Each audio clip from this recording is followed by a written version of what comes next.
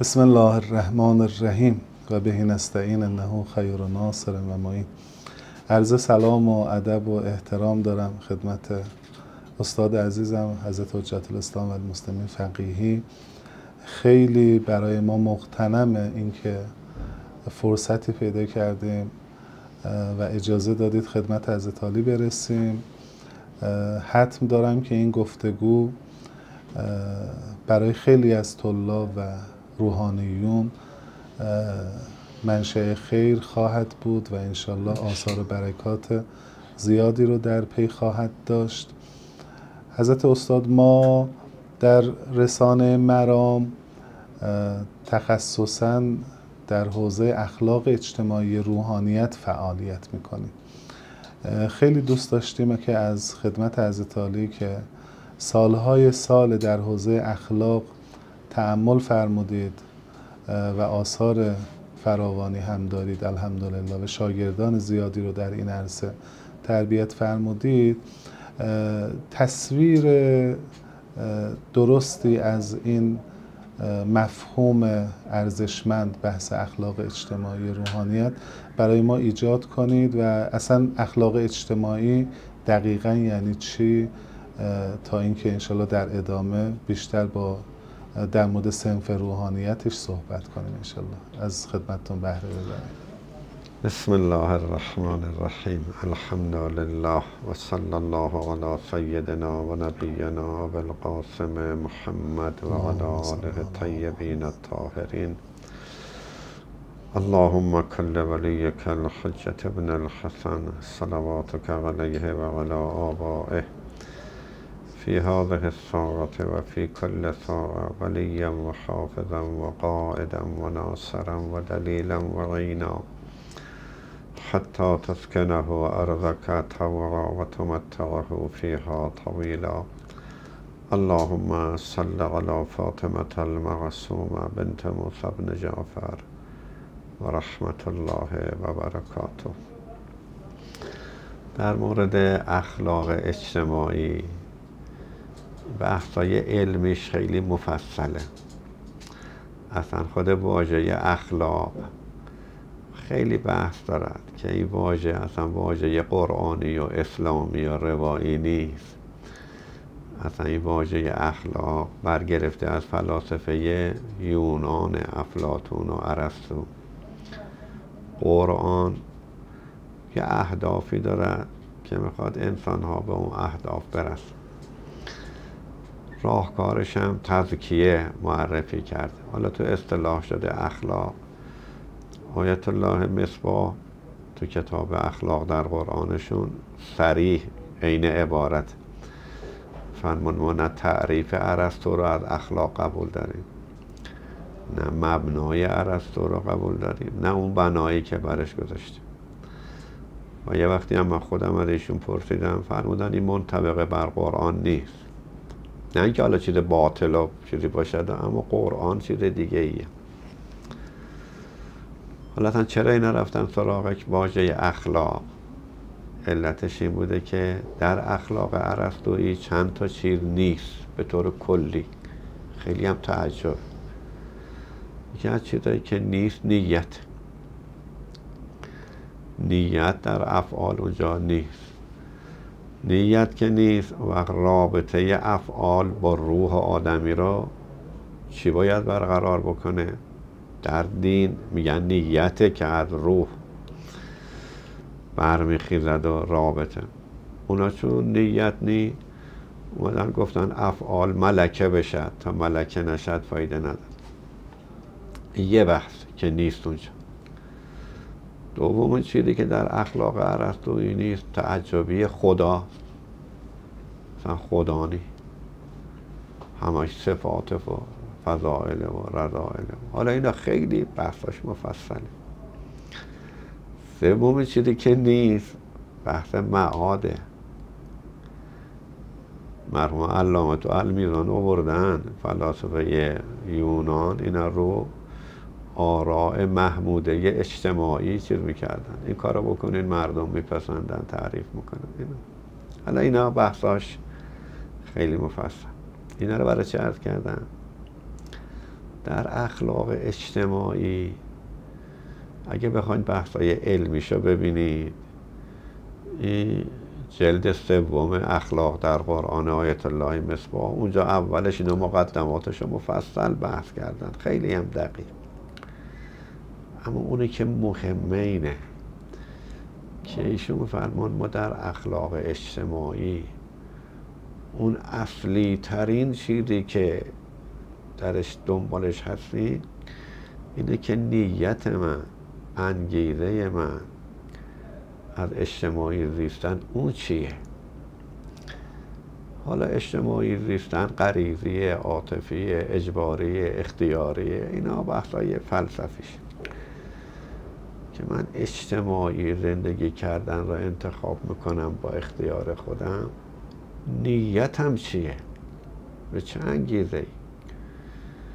حالا تو جمع مردم میرم، حتی تو مسجد میرم، تو حسینیه میرم، تو هیئت میرم، تو جمع مردم میرم، به چه نیتی؟ اونی که ما انتظار داریم از اخلاق اجتماعی یک طلبه اینه که در اجتماعی زیستن خودش هر قدرشو که انتخاب کرد نیتی جز خدا نداشته باشه. اگه نیتی غیر خدا توش پیدا شد، فایده که ندارد فساد ایجاد میکنه. من اگر منبر برم نیتم پول گرفتن باشه، اگه امام جماعت باشم نیتم پول گرفتن باشه، اگه متاسفانه تو حوزه تدریس میکنم نیتم پول گرفتن باشه. مرحوم آیت الله ناصری رحمت الله علیه اواخر عمرشون گریه میکردن، فرمودن حوزه اصلاح نمیشه، علتش هم اینه که حوزه پولکی شده. تا به استاد نگی ساعتی چند پول میدی تدریس نه. این اصلی ترین کلید واژه‌ایه که ما تو اخلاق اجتماعی باید دنبالش بگردیم، اصلاحش بکنیم. تا این هم اصلاح نشه هرچی ما راهکار یاد بدیم. الان حالا یه نمونه میگم، مثلا من اول گفتم از خود من که منبر میرم پولکی باشه، مراکز مشاوره هیچ فایده نداره، چون پوله اول و آخر و وسطش پولو میخوام بگیرم. من منبر که میخوام برم پولو بگیرم، فقط تدریس که میخوام بکنم تا اینا اصلاح نشه هیچ چی فایده نداره. این یک. این حالا بحث اخلاق و نیت و اینا مفصل. نکته دوم، مرحوم علامه در المیزان میگن اخلاق ما باید اخلاق توحیدی باشه. یعنی اخلاق فقط منحصر بشه تو یک کلمه، فقط خدا. این حالا با اون نیت ارتباط پیدا. اگه تو کارهای اجتماعی من فقط خدا بود، اثر داره به هر شکل، ولو طلبه هیچی نگه، اما فقط مد نظرش خدا باشه، فقط یه جا بیشینه، یه جا بره، یه جا بیا، اثر گذار. این توحید متاسفانه شاید من الان به نظرم میرسد قریب ترین واژه ها الان شده واژه خدا و توحید، برای رضای خدا. ما ببینید باید برای افراد میل و انگیزه ایجاد بکنیم برای هر کاری. یکشم کارهای اجتماعی، فعالیت های اجتماعی. الان با میل و انگیزه چطوری ایجاد میشه؟ وقتی ایجاد میشه که بگیم این کار توش فایده هست، فایده و سود میل ایجاد میکنه. این حالا بحثای علمیشه. تا بگیم فایده توشه، فایده میل ایجاد میکنه. که بپرسن چطوری انگیزه و میل ایجاد کنیم، باید فایده بیان کنیم. الان متاسفانه کاری به مردم نداریم، ما طلبه ها. تا میگیم این تبلیغ فایده دارد یا ندارد، فوری ذهن آدم میره که پول توش هست. یعنی گاهی به شوخی، گاهی به جدی، یعنی فایده برای ما شده پول یا مقام یا شهرت یا مدرک. اگه ما تونستیم کاری بکنیم که فایده رو مصداقش رو تغییر بدیم، یعنی الان مصداق فایده شده فواید دنیوی، پول و مقام و مدرک و شهرت. اگه تونستیم برای طلب مصداق فایده رو بذاریم رضای خدا، یا حداقل بهشت، یا حداقل ترس از جهنم، یعنی باید آموزش بدیم به طلبه، به همه خودمون از قدم اول که قدم از قدم برمی‌داریم فقط خدا باشه. خدا رحمت کند مرحوم امام رحمت الله علیه، ایشون آیه را خیلی میخوندن که قل انما اعظکم بواحد، موعظه یک کلمه، ان تقوموا لله، فقط خدا. این بحث دوم. بحث سوم بحث معاده، یعنی اگه بخوایم فایده رو درست کنید باید اعتقاد به قیامت و معاد تقویت بشه. فراموش شده، اعتقادش هست و هیچ کس منکر معاد نیست، اما در مقام عمل معاد فراموش شده. این سه تا رکنه مخصوصا تو اخلاق اجتماعی، چون سخته وقتی آدم رو در روی با دیگران قرار میگیره.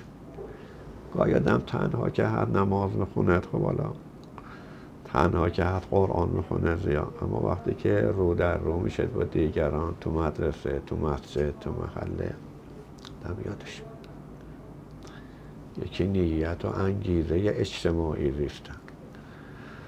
اگه تو مدرسه میرم، تو دانشگاه میرم، تو حوزه میرم، تو هر جا میرم، نیتم چی؟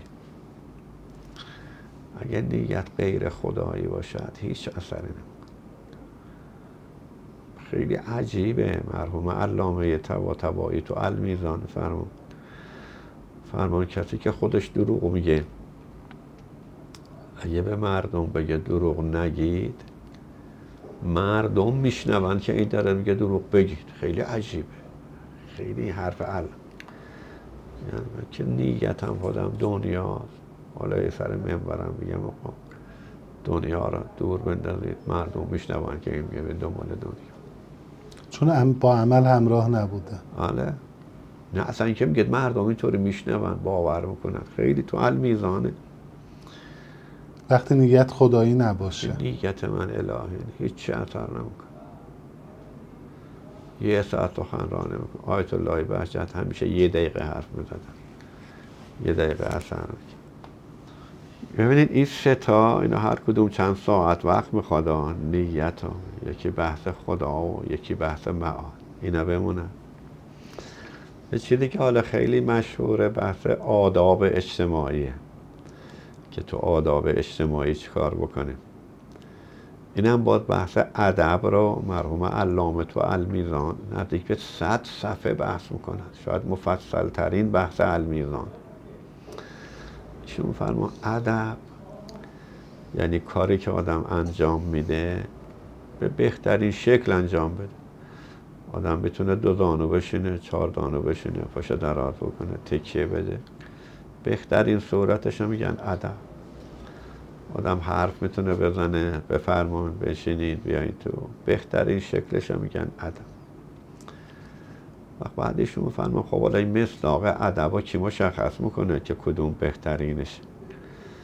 یعنی یه قدرش خود عقلای جامعه، اما شما میفرمان ادب کامل اینه که اعمال ما خدا رو نشون بدن. این بهترین شکل عمل. ایشون فرمون که بهترین صورت در هر عملی اون صورتیه که این عمل خدا رو نشون بده. آدم حرف میزنه، حرف زدن کاری اجتماعیه، یه جوری باشد که خدا دیده بشه. راه میره یه جوری راه برد که مردم خدا رو متوجه بشه. معامله میکنه، یه جوری معامله کنه که مردم متوجه خدا بشه. طلبه هر جا که باشد از کناره، حالا میدونی این اخلاق اجتماعی هم تقسیمات زیادی دارد. اولش از خانواده است، یه طلبه با همسرش یه اخلاق اجتماعیه، با پدر و مادرش، با فرزندش، تا بعد تو محلش، تو مدرسهش، تو مدرسه. یه خانومی که زنه یه طلبه میشن باید بگید من خدا میبینم، نمیبینم. خیلی از زنهای طلبه ها معترضن که ما خیال نمیکردیم اینجوری باشه. رفتارش با پدر و مادرش باید یه جوری باشه که بگن این آدم دارد خدا رو میبینه. من خودم اینا چیز نیست جنبه یه شرک آلود و کفر آلود و ایناشو نمیخوام بگم و تشبیه میخوام بکنم. آدم مثلا آیت الله بهجت که میدید انگار خدا رو میدید. بحث شرک و کفر. بله. یه وقتی من خودم با آیت الله مثل با عمره و حج مشرف بودیم، یه وقت ایشون دور میدیدم انگار خدا دارد راه میره. ناظر به همون روایاتی که میفرمایه اگر فرد مؤمن رو یکی از علامت‌های مؤمن این شناخته میشه که وقتی میبینیش یاد خدا میافته. من یذکرکم الله رؤیت، وقتی میبیندم یاد نه آدم طلبه که میبیند یاد پول دادن و پول گرفتن و خمس گرفتن و خمس دادن و وقت مرحوم علامه میگن ادب اجتماعی، زندگی اجتماعی اینه که آدم یه طوری زندگی بکنه که هر کسی رو نگاش میکنه یاد خدا بیافته. اصلا گاهی لازم هم نیست حرف بزن. یا حالا ما داشتیم الحمدلله، ما تو زمان خودمون فراوون هم داشتیم، حالا بعضی ها میگن نداشتیم.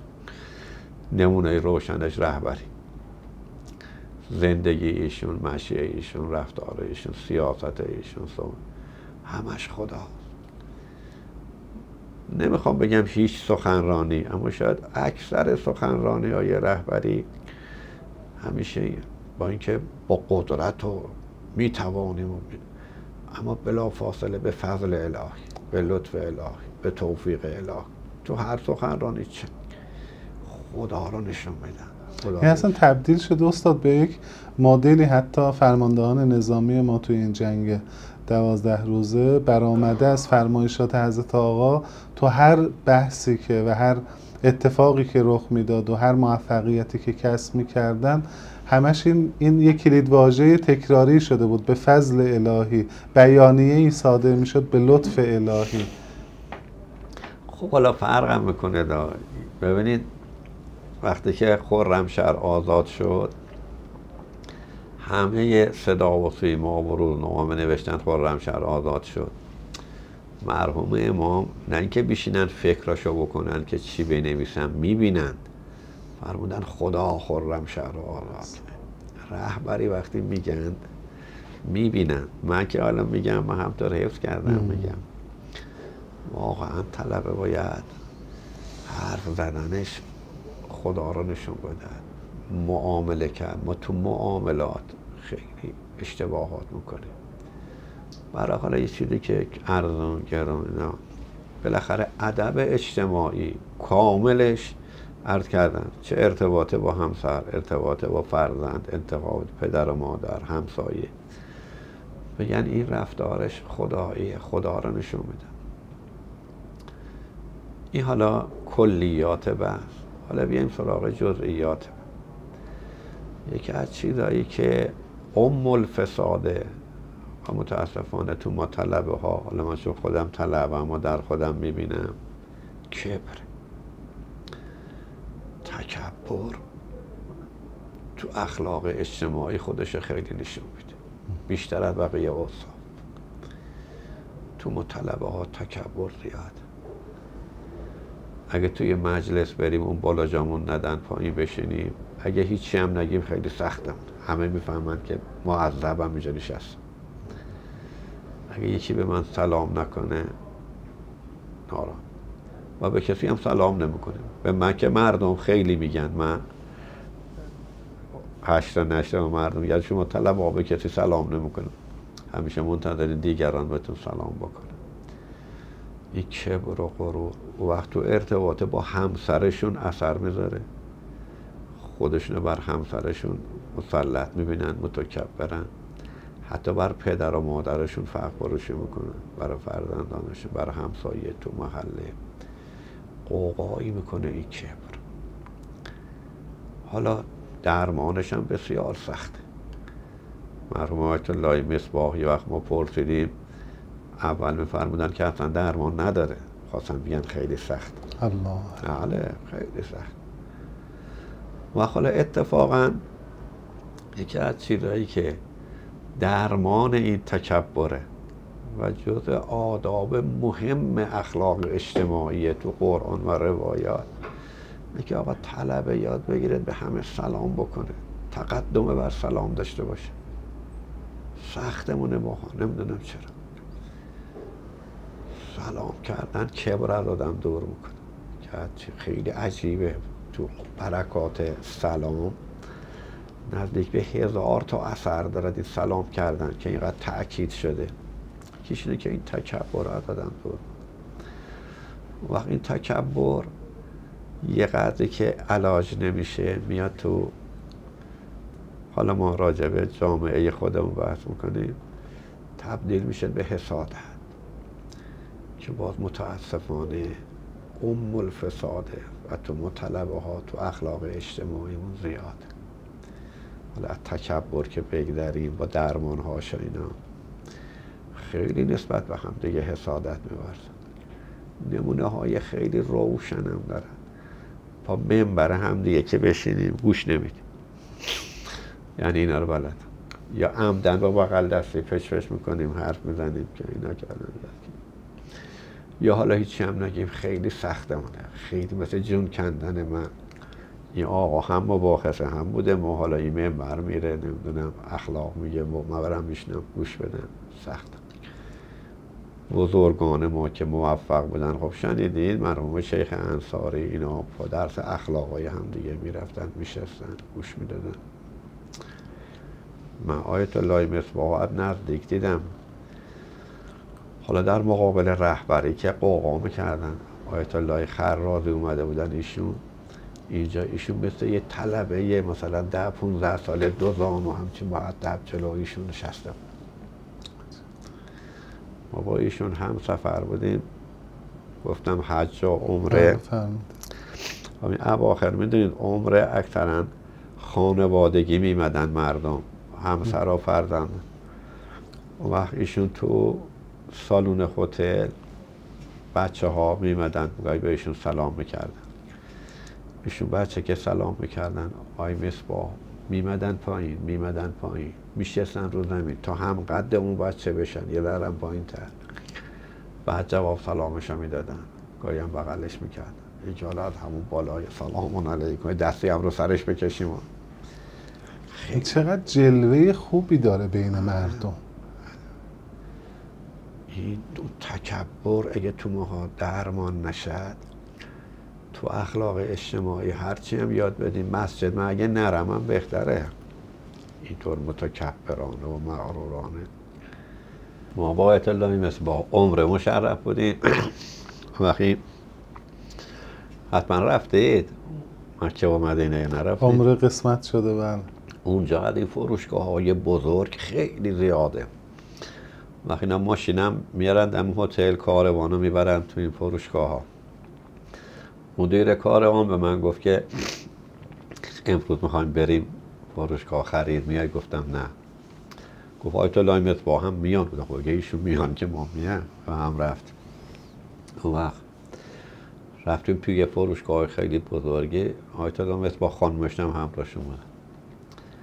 قشنگ اساسنون کنار خانومشون قدم میزدن آسه تا این خانمشون این لباس رو بپسنده، این کفش رو بپسنده. ابدا. دیر شده و میخوایم بریم و اومدیم بریم زیارت. یک ساعتی بعد خسته شدن، به من گفتن خسته شدیم چیکار کنیم؟ بریم بشینیم. اومدیم صندلی هم نبود، کنار فروشگاه رو زمین ولو شدیم با هم دیگه تا اذان ظهر. خانومه شد توی این صفا میگشتن اشوی کلمه اصلا خسته شدیم بریم خانوم دیگه بسته. حالا خوشمزه وقتی برگشتیم اومدیم بیایم تو هتل دیدیم که دم هتل این دست فروش ها میشینن. من هیچ وقت روبروها زیاد دم هتل تو پیاده رو نمیشه اصلا من دست فروش ها چیز بخرم که کسر شأن آقا. دیدم که خانم آیت الله مصباح اینجا آقای مصباح هم نشست رو دم در هتل رو برای من نشستن تو کنار این دست فروش ها چیزی انتخاب بکنن. اینو اثر میکنه و الا گفتن و شنیدن و موقع کردن کبر و غرور اگر آدم دور نشه. و خودم من خیلی خبر دارم و طلبا به من مراجعه میکنن روابط طلبا با زناشون خوب نی، ریشش هم همین کبر طلبکی. و چقدر نمود داره واقعا این معاشره. من به نظرم میرسه ما مرور کنیم خیلی از این جوانها رو که شاید الان هم بعضیشون میانسال شدن سنی ازشون گذشته، نقطه عطفشون توی زندگی برمیگرده به اینکه یک رفتار درستی از یک روحانی دیدن، یعنی گرایش پیدا کردن به اینکه این فضای دینی، فضای تدین رو تجربه کنن به صورت عمیق. ریشش برمیگرده به اینکه فلان عالم، فلان روحانی یه رفتاری با ایشون کرده، یه عکس العملی نشون داده، شیفته اون شخصیت شده به تبعش. بله وقتی کبر اگه معالجه نشه تبدیل میشه به حسادت. زورم میاره، حسودی میکنم. وقتی که حسادت که خیلی آیت الله مصباح این حدیث هم میخوندن که چی اصول الکفر ثلاثه، یکیش حسد که تو روایات هم داره بالاخره آخرین چیزی که از دل اولیا بیرون میرد این حب جاه و ریاست و حسادت. اینا خلاصه اگه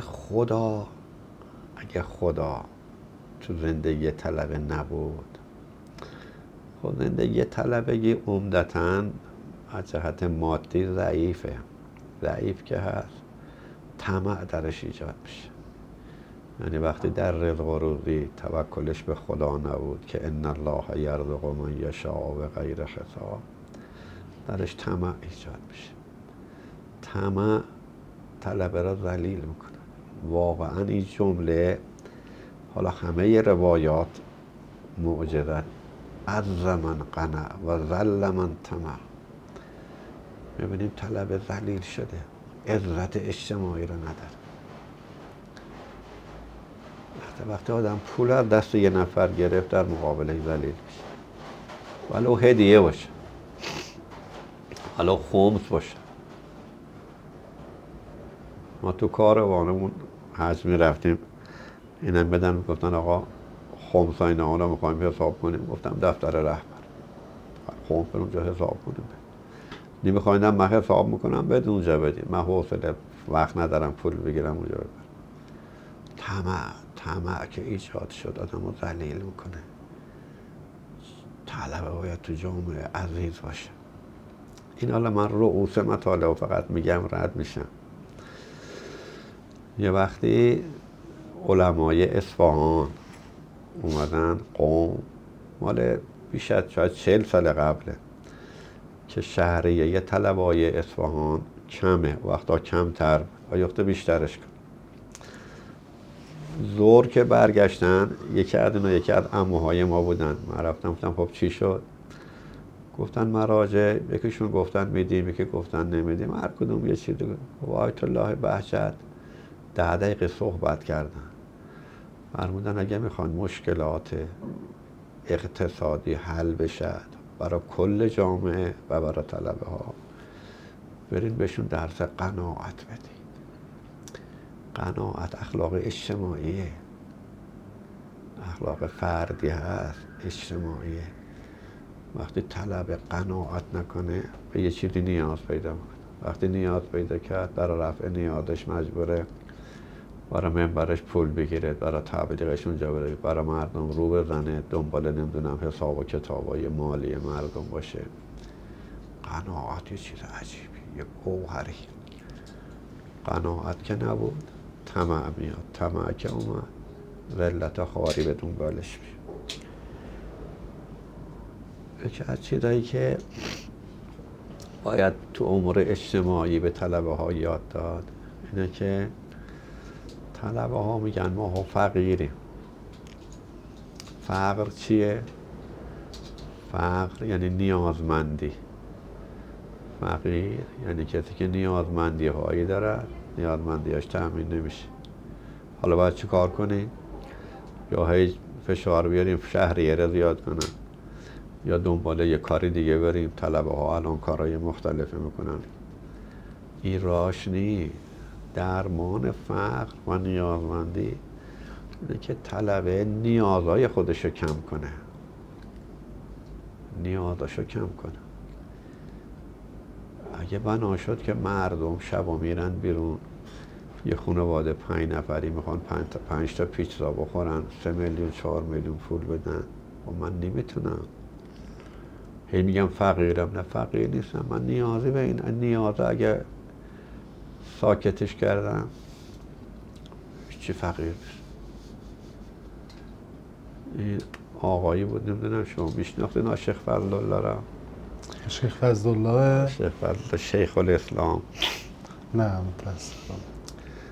یه شیخی بود ظاهرش مثل خلوزعا بود. این همیشه تو حرم بود. مفاتیح هم میگرفت اینجا بود. بله همینجا قم بودشون. 5-6 سال پیش پیاده روی اربعین رفت نجف از دنیا رفت کنار قبر آیت الله قاضی دفنش کردن تو وادی السلام رحمت الله علیه. شو خودش برای من گفت من خونش هم اینجا تو زنبیل آباد. گفت من ما رمضان افطار میام خونه، زن و بچه داشت. با زن و بچه افطارمو میخورم و بعد از افطار یه تیکه نون سنگک میذارم توی پلاستیک، میذارم تو جیبم و میرم حرم تا سحر. نماز و دعا و مناجات و نماز شب. یه نیم ساعت بعد از اون که مونده یه لیوان آب از حرم میارم با این نون سنگک که میخورم و طور شروع میکنم قرآن. نیازم با همین رفت میشه. طلبه اگه بخواد تو جامعه نگاه بکنید که مردم چه ماشینی سوار میشن، چه لباسی میپوشن، چه غذایی میخورن. من یادم میاد حالا تا 30 سال پیش 30 سال هست تقریبا ما هر جا خونه روحانیون قوم ناهار میرفتیم یا خودمون مهمون داشتیم، ناهار برنج بود و قیمه و تمام.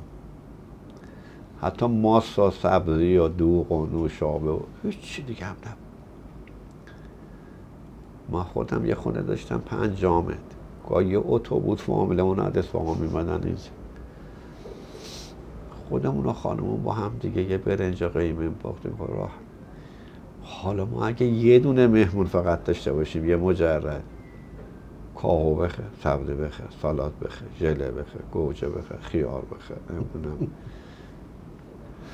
این نیازها اینا رو به طلبه‌ها یاد بگیرن تو اخلاق اجتماعی.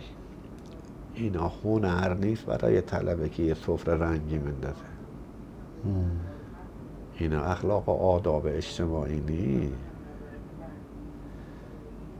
حالا اگر که بخوان که یه قدری آداب اجتماعی رو، من اینا رو فقط لیستاشو میگم رد میشم، یه قدری بخوایم آداب اجتماعی رو از قرآن خلاصه بیان بکنیم، این سوره حجرات، میدونین سوره حجرات سوره ادب، لا تقدموا بین یدی الله و رسوله، جلوتر از خدا و پیغمبر طلبه به استادش سلام نمیکنه. حالا اینا رو ملاحظه میکنید همشه یه وقت همشه بله. یکی از طلبه ها رفته بود قاضی شده بود و مثلا وقت توی جلسه ای نشسته بود کنار مرحوم آقای چی بود ایشون که لمعه میگفت خیلی فراوان، یکی از اساتید خیلی مشهور، و شد کنار ایشون همچه خیلی مثلا آقای فخر، آقای وجدانی رحمت الله علیه.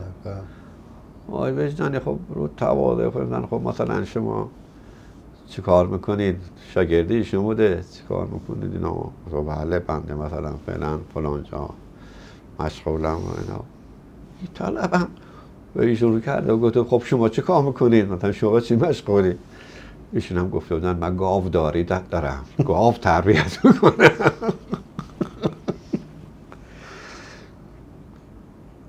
لا تقدم بین یدی الله. آقای قرائتی میگفت تلویزیون میگفت من یه وقتی تمام اساتیدم و از دوره ابتدایی و راهنمایی و بود جمع کردم احترام رو آیت الله مصباح یه حرفایی اگه ایشون قاطع نمیگفتن ما جرأت نمیکردیم بگیم. ایشون میگفتن که بدون استثناء طلبه هایی که حرمت اساتیدشون رو حفظ نمیکردن بدون استثناء موفق نبودن، هیچ کدوم. همین سوره لا ترفعوا اصواتکم فوق صوت النبی خیلی اینا مهمه. یه داستانی رو نقل میکنن، میگن وقتی آیت الله بروجردی اومدن قم، خود مراجع یه جلسه گرفتن تو فیضیه که از آیت الله بروجردی تجلیل کنن. خود مراجع برای تجلیل از آیت و اومدن نشستند و یه منبر مشهور قم رفت منبر و وسط منبر آیت الله بروجردی وارد شدن اومدن. این بنده خدا منبری دیگه حالا اشتباه کرد، سهو بود، هرچی بود، گفت تا ایشون وارد شدن یهو این آیه قرآن خون که یا ایها النمل ادخلوا مساکنکم لا یحطمنکم سلیمان. خیلی توهینه به مرا. گفتن جوون مرگ شد، چیزی دیگه بعد از اون زنده نمون. این سوره حجرات، این آداب اجتماعی که حالا اونجا در ارتباط با پیغمبرای ایناست، اما اینا را چیز میدن، روایات سرایتش میدن به پدر، به مادر، به اساتید. این اخلاق اجتماعی، یعنی باید که یک کلاسی گذاشته بشد یاد بدن به طلبه ها به صورت مصداقی و جزئی، کلیگویی نه و به صورت جزئی اینا رو یکی یکی با استاد چطوری برخورد بکنه. حالا استاد میخواد اشکال بکنه، میخواد حرف بزنه، میخواد نمیدونم. یکی از چیزایی که تو اخلاق اجتماعی من باز اینایی که باش درگیر بودم و عرض میکنم. ببینید یه بخش مهم از اخلاق اجتماعی روابط زن و شوهر، طلبه با همسرش. گاهی نیاز جنسی همسرش رو برآورده نمیکنن، گاهی هم به یه راههای بی خودی کشیده میشن، گاهی حرمت همسرشون رو حفظ نمیکنن. متعدد، حالا کم و زیادش نمیدونم، اما متعدد گاهی من میشنم که مثلا طلبه که بچه هاشو کتک میزنه. اگه یه طلبه تو این حد نتونه خودشو کنترل بکنه که بچه هاشو، و مهمتر از همه گاهی نیازهای عاطفی خانواده رو تأمین نمیکنن. آیت الله مصباح خیلی پرکار بودن، خیلی ها، اما توجه به این نیازهای عاطفی خانواده و اینا داشتن. ما یه جمعی بودیم با هم دیگه 10-20 نفری با هم ازدواج کردیم، هم سن بودیم. نه ایشون توصیه میکردن که جلسه داشته باشین زنان، گاهی هفته یه رو بیان دور هم بشینن. گفتن که خلاص حیات زنا به اینه که یه وقت یه شب دور هم بشینن جلسه ای داشته باشن. نیازهای عاطفی خانواده رو تأمین نمیکنن و خیلی خانم‌های طلبه ها اینجا ایراد دارن، اعتراض دارن، اصلا دقت نمیکنن. دستور قرآنه که با همسراتون مشورت بکنید، ان تشاورن بینهما، که بخواید کاری بچه رو از شیر بگیرید، تشاور. یه ذره به همسرشون بهانه میدن، مشورت نمیکنن. وحیت تو خونه به بیرونم میاد. تو مسجدم که من امام جماعت شدم نظرات مردم و کاری ندارم، بهانه میدم، مشورتی با کسی نمیکنم. نکته باز مهم اخلاق اجتماعی این سرپرستی طلبه است. طلبه اگه خونش نتونه اداره بکنه، کجای جامعه رو میخواد اداره بکنه؟ اگه یه همسر و 2 فرزندش نمیتونه مدیریت بکنه، سرپرستی بکنه، میخواد بیاد یه مسجد رو اداره کنه، یه هیئت رو اداره کنه، این بحث مدیریت یه بحث مهمیه که دارد الرجال قوامون علی النساء، یعنی مدیریت، مرد باید مدیریت بلد باشه. فراوونم میان میپرسن که مثلا خانوممون با مادرمون نمیسازه، نمیدونم با مدیریت میخواد، اینا یه آموزشی میخواد که اینا یاد بگیرن. یکی از نکاتی که تو طلبگی خیلی حساسه بحث آبرو و میدونین تو بحث اجتماعی آبروی مؤمنین خیلی مهم و ما خیلی تو معرض این هستیم که گاهی همطور ابتداعا یه چیزایی بگیم بپرونیم سر منبر. من خودم بودم که یه منبری ریش تراشی رو بخواست بگم، حالا اصلا صلاحه، حالا توی این اوضاع حالا ریش تره، بعدم گفت حالا ریشش میتراشه میشه اینه یه گربه، یه عده ریش تراشیدم نشستن په مجلس. آخه این خیلی سخته. من یه بار توی یک کلاس خیلی محدودی قاضی هم بودن، یه قصه اومدم بگم، همطور گفتم یه لور تو کلاس بود، خیلی دیگه حواسمو جمع میکنم که نمیشه که و از طرفی گاهی میان از ما راجع به دیگران نظر میخوان، مخصوصا گاهی تو امر ازدواج، آقا ما میخوام به این آقا دختر بدیم، هر چی میدونید بگید. مگه میشه هر چی میدونی بگی؟ جایز نیست شرعاً. گفتن اگه یه مواردی هست که خیلی مهمه، اثرگذاره و اما اینکه حالا این آقا یه وقتم تو ماشینش موسیقی گوش میداده، آبروی مردم خیلی اخلاق اجتماعی تو دست ما هست و بهش توجه نمیکنه. حالا اینا مصادیق و جزئیات، ولی جزئیات خیلی دقیقی هستند، چون به نظرم میرسه که مبتلا به هم هست، یعنی مخاطب این گفتگو به نظرم خودش این رو تایید خواهد کرد که گاهن از روی غفلت یه چنین رفتارهایی انجام میشه، به تبعاتش هم خیلی توجه نداریم. که مثلا این فرمایش شما گاهن اظهار نظری در مورد مسائل سیاسی، در مورد مسائل اجتماعی، یا به فرمایش شما امور روزمره در مورد کسی فردی میکنیم، اما حواسمون به اون جایگاهی که خودمون داریم به عنوان یک روحانی داریم اظهار نظر میکنیم نیست که میتونه موجب رفتن آبروی یک فردی بشه و این خیلی دامنش گسترده است. یعنی فقط محدود به این نیستش که شما یک گناه فردی انجام دادید، یک گناه صنفی در واقع میشه، شما وجهه روحانیت رو داری با این رفتار تخریب میکنه. حالا میگم این بحث آبرو هم خودش حالا بحث مهمیه که ماها گرفتارشیم، مخصوصا ما نسبت به یک کسی یه چیزی بگیم مردم میگن خب آقا گفته دیگه. خیلی یکی بحث تجسس در امور مردمه، تو امور اجتماعی، چون ماها گاهی میریم خود مردم، میایم روزه میریم، عقد عروسی نمیدونم میان، گاهی میان اختلاف های زن و شوهر یا اینجا با هم دیگه وقت من میگم تا میشه نگید، شما یه کلیاتی بگید من ببینم اختلاف دارید، اما دیگه جزئیات زندگی رو نگید. گاهی نه آدم بعدش نمیاد، یه مرضی هم هست که گاهی آدم خوشش هم میاد که هی بپرسه خب دیگه چی؟ تجسس در امور مردم تو اخلاق اجتماعی، اونم از یه روحانی کار بسیار بدی، شاید 90% هم نیازی نیست. حالا تو امور سیاسی و حکومتی و اطلاعات و اونا حسابشون جداست، اما که ما درگیرشیم. حضرت استاد من یه پرانتز اجازه بفرمایید باز کنم ناظر به همین فرمایش حضرت عالی. گاهن خب ما روحانیت خیلی طرف مشاوره مردم قرار میگیریم، حالا مخصوصا نزاع خانوادگی باشه یا هر امر دیگه، امر تربیتی باشه، هر چی.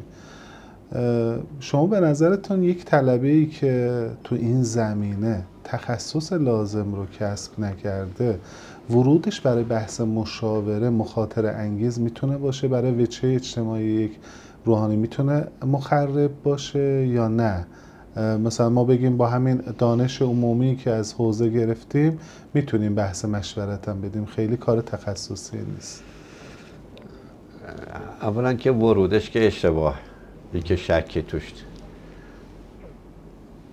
یه پله بالاترش اونایی که تخصصشو دارن، دا مشاوره خوندن، دا روانشناسی خوندن، متاسفانه اونا بدتر.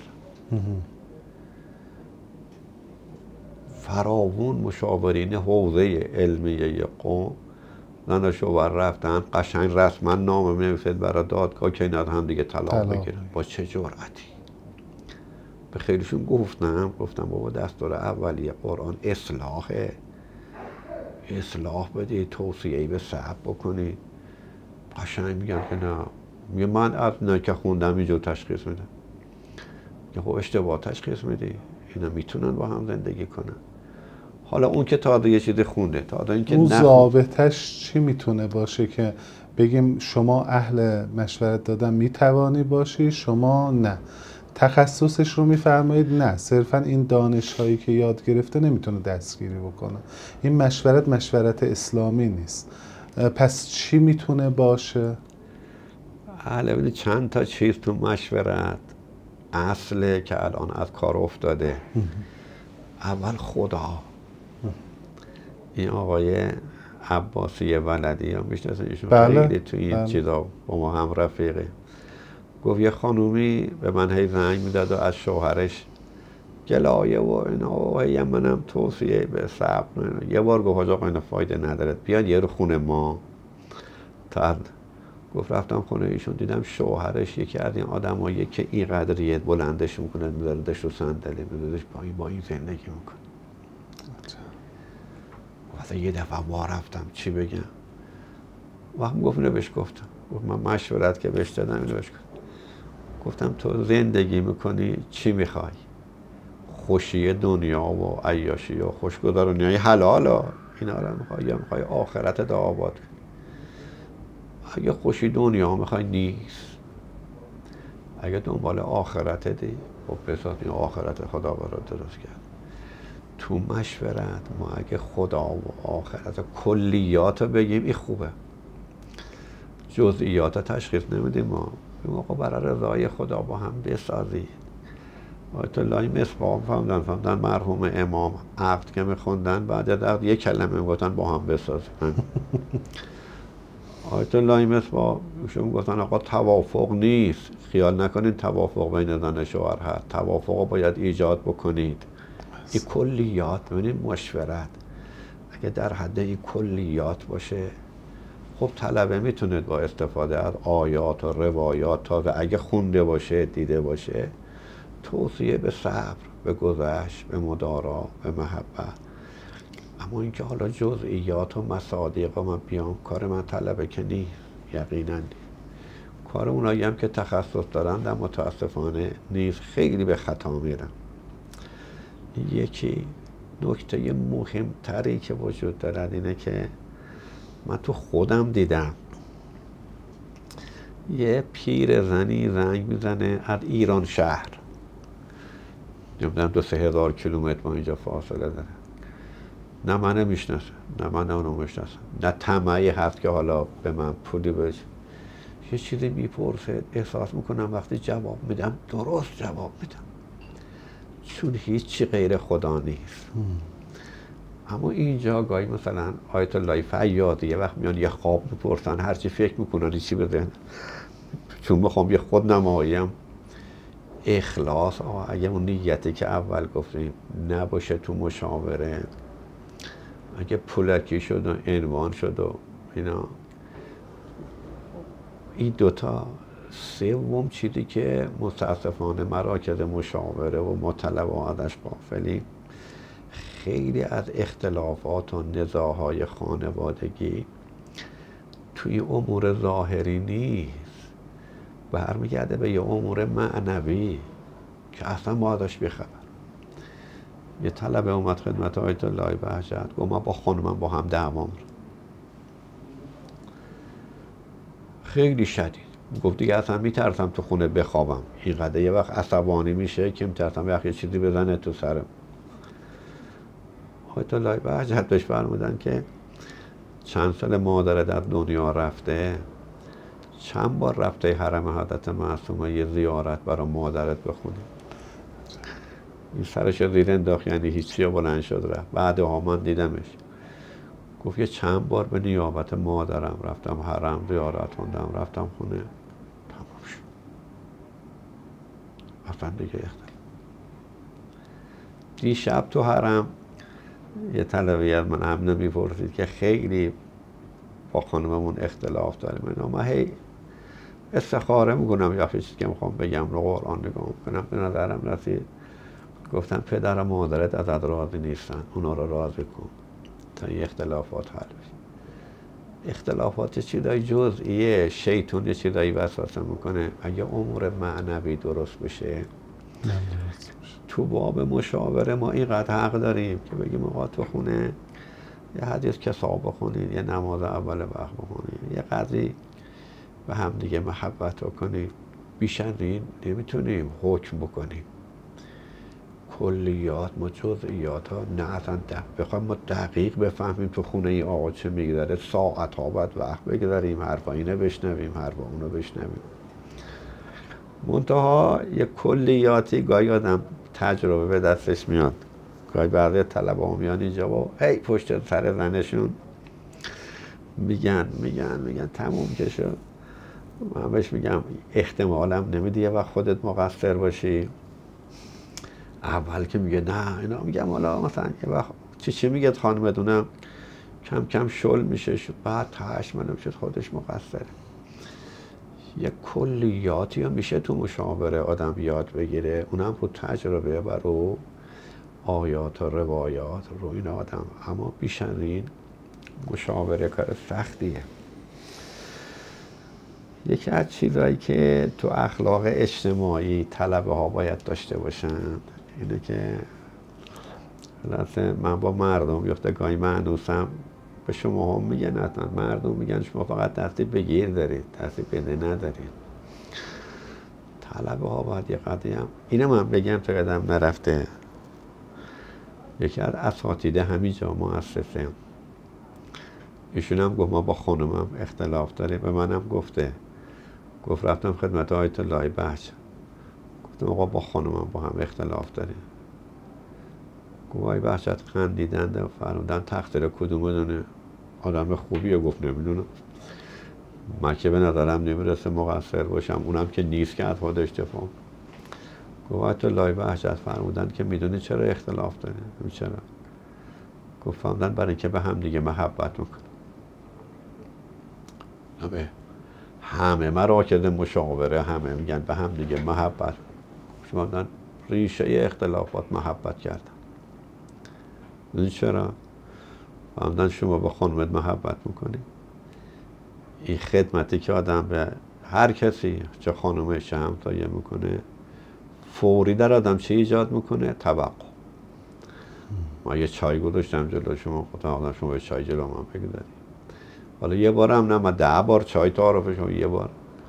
توقع تو جامعه دیدید قوقایی میکنه، اختلاف ایجاد. الان دیدید که اختلافات خانواده ها خیلیش تو کادو بردنه.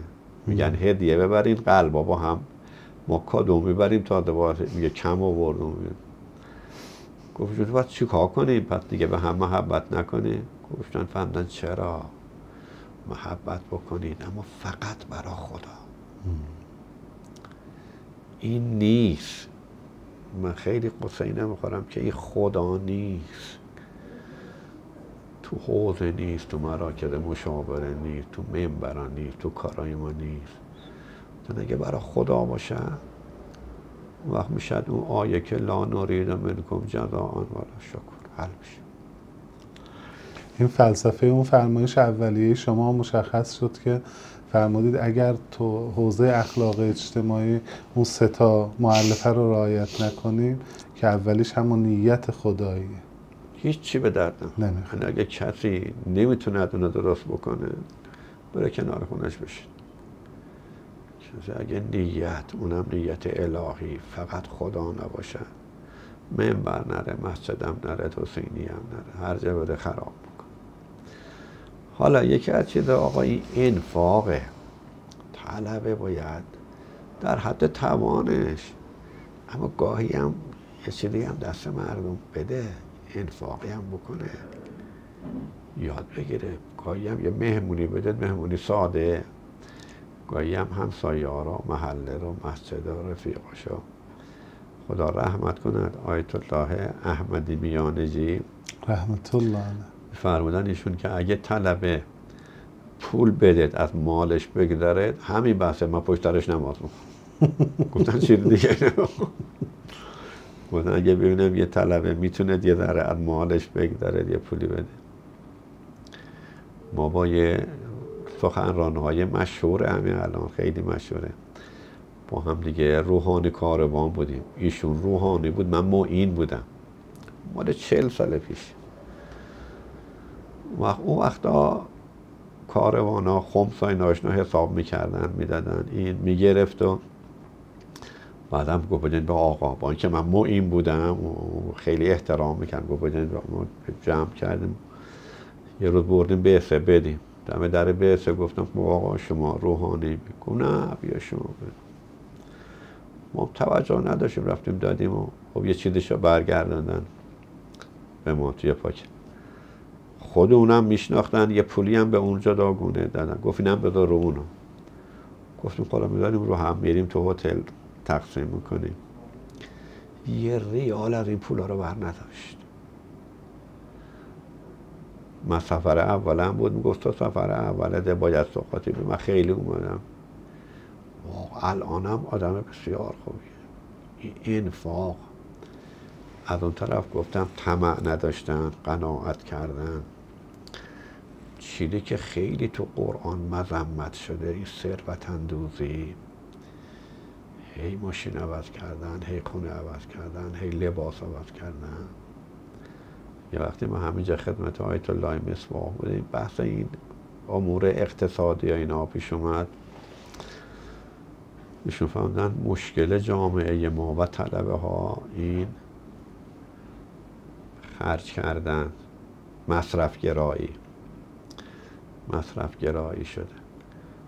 این عکس الان همینجا پشت اینجا عکس آقای مصباح هست اون بیرون، همین قبا رو پوشیده بودن. فرمودن این قبا رو میبینی 17 سال میپوشن، کسی نبود، تنها بودیم. تمام سر اینجاهاش ریش شده بود. الان تو عکس هم ببین. فرمودن اگه زنده باشم 17 سال دیگه هم میپوشم. تو این امور مالی طلبه باید لباسش تمیز باشه، نظیف باشه، اتو کشیده باشه، چک نباشه.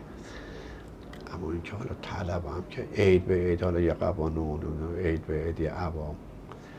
واقعا بعضی عباها را آدم رو دوشه هم سنف بودم میبینه دادم معلومه قیمتیه. داخل مردم هم میبینن میفهمن چه نیست که اینا رو باید یه قدری هم آدم انفاق بکنه، هم از این ثروت اندوزی و اینا پرهیز بکنه. اینا مهمه. یکی از چیزایی که باز تو اخلاق اجتماعی همه جا مهمه، مخصوصا تو طلبگی، این آداب سخن گفتنه. خیلی ادب داره. اینا هر کدوم یه 10-20 جلسه منبر میخوان. طلبه باید یاد بگیره حرف زدن. اولا با لطافت، با مهربانی. خداوند به پیغمبرش میفرماد ولو کنت فظا غلیظ القلب لانفضوا من حولک. درشت خویی و تند خویی و بد اخلاقی و حرفای رکیک زدن و یه طرف قضیه. از یه طرف هم یه قدری هم آدم باید صراحت لهجه هم داشته باشه. اینا باید به هم دیگه جمع بشه. مگاهی تو کارهای اداری همینجا یه وقتی دیدم که نسبت به بعضی ها مثلا خیشتن داری میکنم، حرمت حفظ چی نمیگم، کارش گیر میکنه. از اول که میاد میگم آقا این کار اینجا خرابه، اینو باید درستش کرد. مؤدبانه. ادب در کلام خیلی هم سخته. گاهی آدم یادش میره ادب در سخن گفتن. و دیگه اون آخرش که دیگه خیلی بی‌مزه است، این که آدم صداقت داشته باشه، دروغ نگه. خدا رحمت کند مرحوم آیت الله بهاءالدینی رحمت الله علیه، فرمودن اگه یه کسی پیدا کردید که آدم یقین کنه دروغ نمیگه، هر چی میگه راسته، سلامش برسه. دروغ گفتن که آدم صداقت نداشته باشه. اون وقت یکی از چیزایی که مشکل حاد الانم شده تو این سخن گفتن، این امر به معروف کردن و نهی از منکرات که دیگه خیلی سخته. یعنی قاعده کلی نداره، تشخیص مصداقش هم سخته. حالا اینجا بگم اونجا نگم، اینجا چطوری بگم اونجا این دیگه خیلی کار سختی. یعنی واقعا فقط خدا باید حفظ کنه. ما با خانممون 2 نفری هم بودیم تو ایام عید نوروز چند سال پیش، از اصفهان میمدیم یه جا دم یا جوب آبی وایسادیم صبحانه بخوریم. یه دختر پسر جوونی هم اتفاقا اومدن با 2-3 متر فاصله کنار ما نشستند و اصلا رو سرش رو گردنش بود و خیلی. خانم ما گفت که برم یه چیز بهش بگم. حالا یه ذره صبر کن، بشین فکرشو بکنیم ببینیم چیکار کنیم، یه عجله حالا نکن، یه چیزی میگم اینا. ما از اصفهان که اومده بودیم هم نونه اونجا خونگی داده بودن، آورده بودیم و ماست و پنیرن. اونو من نگاه کردم دیدم که انگار چیزی هم ندارن، همطور میشدن. به خانمم گفتم که یه تیکه این نونه با یه ذره این ماستا چکیده است، تعارف کن. رفت بهش دادا، اومد یه ذره رو سرش کشید بلانش. بعد ما چایی هم ندارن، ما بودم یه چایی هم بدن، چایی هم بالاخره یه نون و یه لیمون چای این قشنگ روشا پوشوند و بعد بلند شد اومد پلمانی شهر. گفت آقا من اینقدر خوشحال شدم که اول سال سادات دیدم. این تشخیص مصداق و برخورد، مواجهه با منکر اونم این شکلی. بله چطوری میگم حالا همه یه مصادیق هم اینجوری نیست. مصداق و تشخیص دادن خیلی از این کارا مال لجبازی از برخوردهای نادرست ماست. لجبازی و والا اگه ما محترمانه مؤدبانه نه اصلا یه بد حجابی که اصلا اینقدر که من سرم رو زیر بندازم و بفهمه، اینا خیلی مهمه. یه طلبه اومده و توش من که برم دانشگاه آزاد تدریس بکنم، با اینکه من نه خیلی کم میگم. گفتم نه. گفت چرا لازمه ضروری دانشگاه؟ گفتم این ضرورت ها که میگی نیست، یکی دیگه میره. گفت آخه چرا؟ گفتم من دانشگاه آزاد تا حالا نرفتم اما شنیدم وضع حجاب اونجا خیلی بده. میری تو کلاس اینا همه سر و برداشون چیده، جلسه اول سرتو زیر میندازی و اینا و بعد کم کم جلسه دوم دیگه خود به خودی آدم یه ذره چشمش میفته، جلسه سوم چهارم دیگه طبیعی میشه دادم نگاه میکنه، کم کم جلسه پنجم بالا طوری هم میفته موهاشون بیرونه و اینا. اینطوری خیلی برخورده با منکرات، امر به معروف دیگه تو فرمایشات رهبری مخصوصا این اخیر دیگه خیلی رهبری، با اینکه نمی‌باید رهبری حالا خیلی هم شلش بکنن اما خیلی شلش کردن اینا که تو این جنگ 12 روزه خب سر و پله همه. اما اینطور نیست که اینا حالا همه آدمای تابش میرسد ای بی غیرت ای بی حیا ای نمیدونم چی. یه خلاصه میخوام بگم حالا تو سخن گفتن این امر به معروف و نهی از منکر، اینم یکی چیزایی که با تو اخلاق اجتماعی ماها گرفتارشیم، توهین دیگرانه. حالا یا توهین یا بی‌توجهی یا مسخره کردن خیلی پیش میاد. من تعجب میکنم که صریح آیات قرآنه و صریح روایاته که و اذا خاطبهم الجاهلون قالوا سلام. حالا یه جوونی، یه بچه، یه هویم و واجه آقا رو ببین. ما گاهی تو ماشین با خانواده که میریم یعنی ماشین اومریه داره شکلک مثلا در میاره، میگم خب نگاه نکن، شدم نگاه کنه که داره حالا اونم شکلک میگه این اذا مروا باللغو مروا اذا خاطبهم الجاهلون قال ادفع بالتي هي احسن. یعنی چه؟ یعنی بعدی رو نه باشه این که مثل اون جواب بده، بلکه به زبان نیک جوابش بده. نه میگن ادفع، میگن بدی رو نمیگن بدی به رو خوبی جواب، میگن ادفع بالتي هي احسن، به بهترین شکل، نه به خوبی جواب بدی. حسن نیست، احسن. داستانهایی که از ائمه هست که دیگه حالا فرصتش نیست قصه بگی، این همه به امیرالمؤمنین توهین میکردن مقابل امام حسن. بله معروفه. من طاقت اینو ندارم که حالا یک کسی مثلا به من حالا یه چیزی گفته. اتفاقا همینا که گاهی مسخره میکنن گاهی توهین میکنن، اگه دوتا کلمه باشه حرف بزنیم این اتفاقا مرید آقا مسجدیه، اما حالا یه خویم میگه ده میره.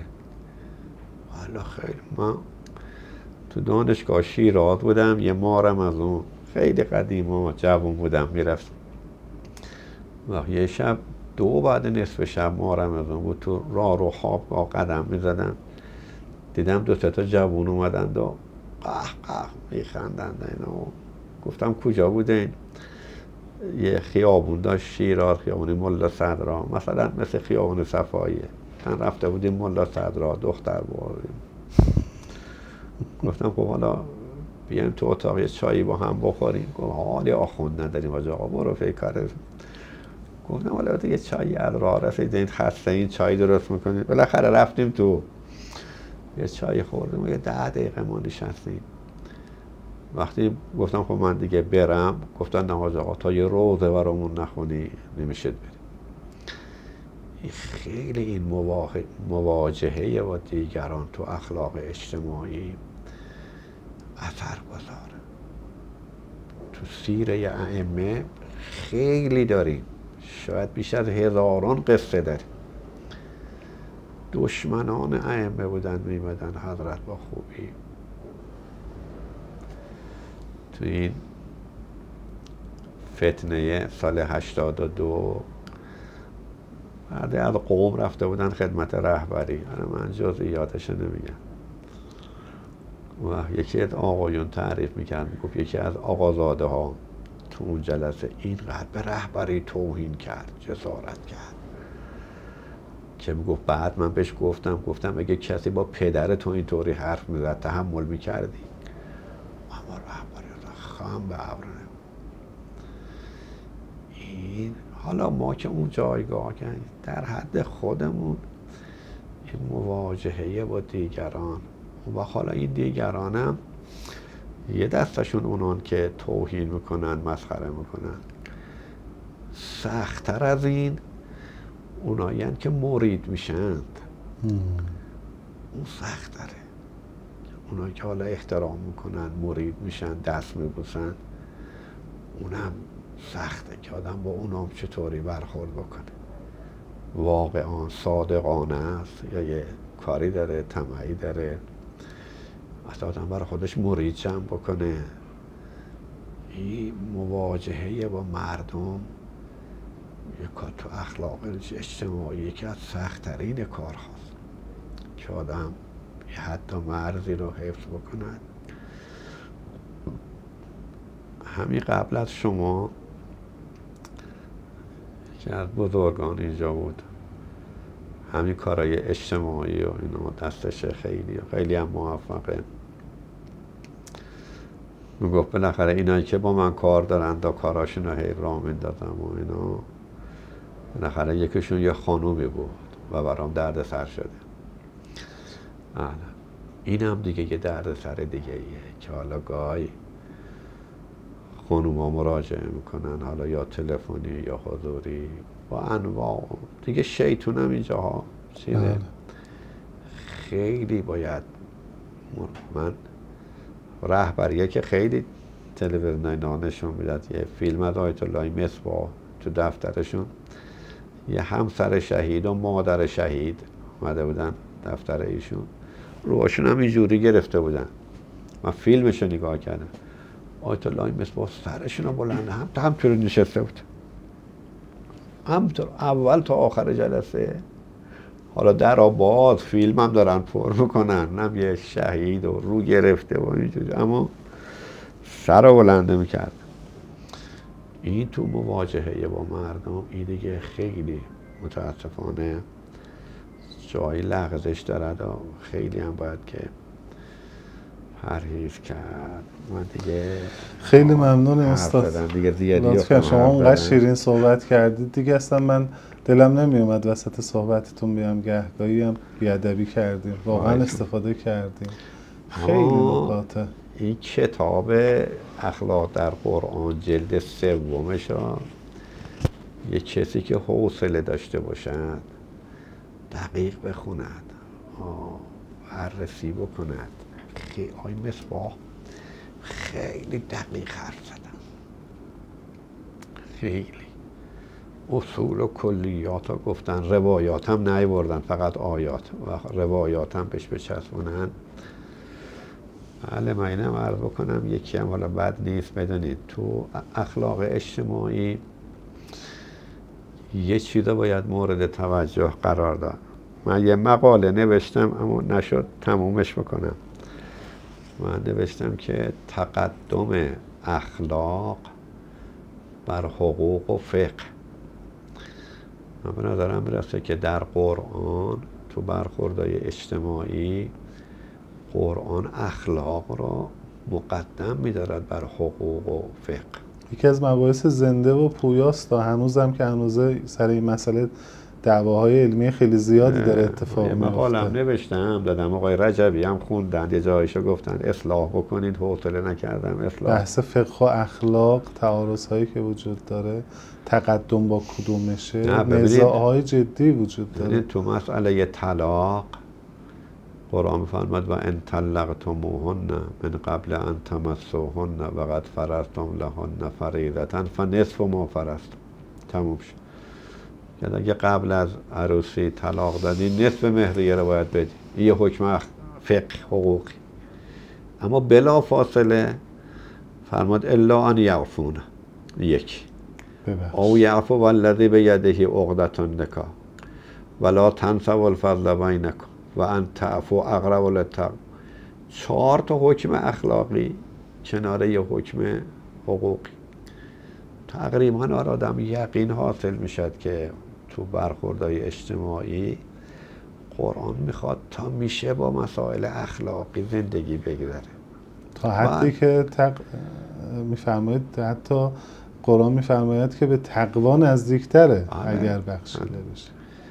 بله اون مسائل حقوقی مال اونجاییست که دیگه هیچ راه چاره‌ای نمیمونه، میگن خب ببینید. اما تا میشه مثلا تو روابط زن و شوهر باید روابط اخلاقی باشد نه حقوقی.